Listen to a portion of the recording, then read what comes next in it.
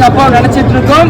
இந்த காட்சியில எப்படி அவங்க ஃபேன்ஸ்ல இன்னைக்கு துடிச்சு அவங்களை பார்த்தாங்களோ அதே மாதிரி தான் எங்களுக்கும் எங்க அப்பா காட்சியில வரும்போது உண்மையிலே சந்தோஷமா இருக்கு. அதை தான் சொல்றேன், கேப்டன் எங்கேயும் போல இன்னைக்கு நம்மளோட தான் இருக்கிறார். இந்த பிரபஞ்சம் இருக்கிற வரைக்கும் கேப்டனோட பேரும் அவரோட ஆளுமையும் இருந்துட்டே தான் இருக்கும்.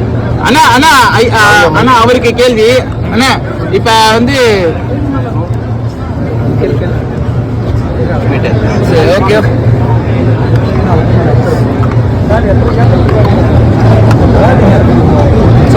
அண்ணா அப்பா வந்து நடிகரா வந்து களம் இறங்கி ஒரு கலக்கு கலக்கிட்டாரு. சோ அடுத்து நீங்க வந்திருக்கீங்க, நீங்க அந்த நடிகர் சங்க எலெக்ஷன்ல நிற்பதற்கு ஏதாவது வாய்ப்பு இருக்குமா? நான் ஃபர்ஸ்ட் ஒரு நல்ல நடிகன் மக்கள் என்ன சொல்லட்டும், அதுக்கப்புறம் அதெல்லாம் நம்ம பார்க்கலாம். ஃபர்ஸ்ட் இந்த படத்தை நீங்க மக்கள் எல்லாம் சேர்ந்து என்ன சப்போர்ட் பண்ணுங்க. இந்த படம் நான் எப்படி பண்ணியிருக்கேன்னு மக்களா எனக்கு சொல்லுங்க. நன்றிண்ணா.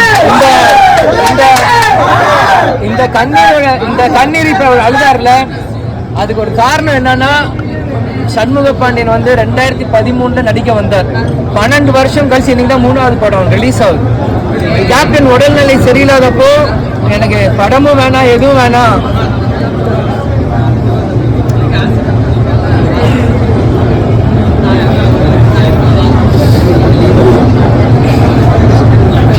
அப்பாவோட இருந்து அவர் எப்படியாச்சும் நல்ல பண்ணி இந்த மக்களுக்கு கொண்டு வரணும்.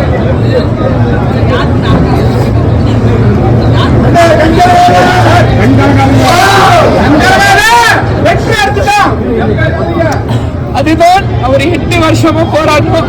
இருந்தாலும் கேப்டன் இல்ல, இருந்தாலும்